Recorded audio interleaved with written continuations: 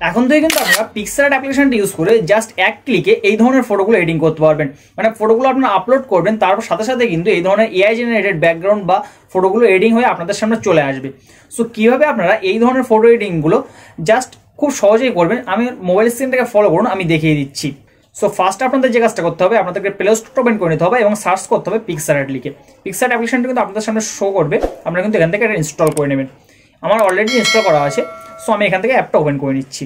অ্যাপটা ওপেন করে নেওয়ার পরে আপনারা দেখতে পাবেন যে এডিটে ফটো বলে একটা অপশন আছে উপরে। সো এডিটে ফটো এই অপশনে আপনি ক্লিক করবেন।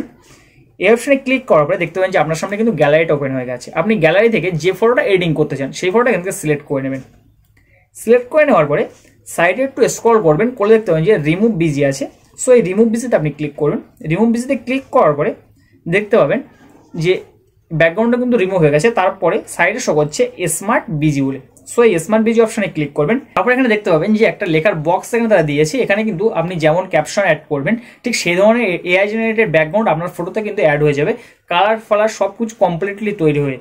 সো এখান থেকে আমার যে ব্যাকগ্রাউন্ডটা দরকার আমি এখানে লিখে দেবো for sunset blur background.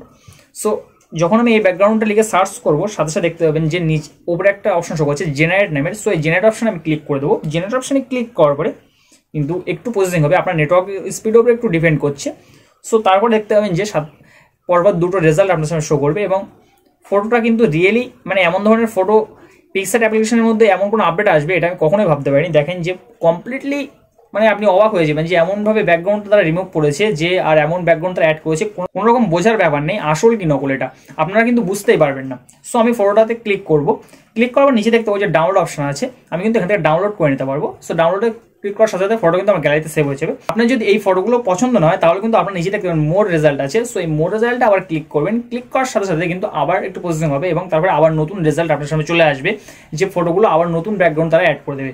So আপনারা কিন্তু এইভাবে চাইলে পিক্সআর্ট অ্যাপ্লিকেশনটার মাধ্যমে খুব সুন্দরভাবে এই ধরনের ফটো এডিটিং করতে পারবেন। ভিডিও শেষে একটা কথা বলে রাখি, যদি পিক্সআর্ট অ্যাপ্লিকেশনের এপিকে ভার্সনটা আবার ডাউনলোড করতে চান তাহলে কিন্তু আপনাদের গুগলে গিয়ে ডাউনলোড করে নিতে হবে, তখন কিন্তু আপনারা পিক্সআর্টের এপিকে ভার্সনটা খুব সহজে ডাউনলোড করে নিতে পারবেন। সো আজকের ভিডিও এই পর্যন্তই। আপনাদের যারা ফটো এডিটর ফ্রেন্ড আছে ভিডিওটা অবশ্যই কিন্তু তাদেরকে একটা শেয়ার করে দিয়ে যাবেন এবং দেখা হয় পরবর্তী কোনো ভিডিওতে। ততক্ষণ জন্য ভালো থাকবেন সবাই, সুস্থ থাকবেন সবাই, আল্লাহ হাফেজ।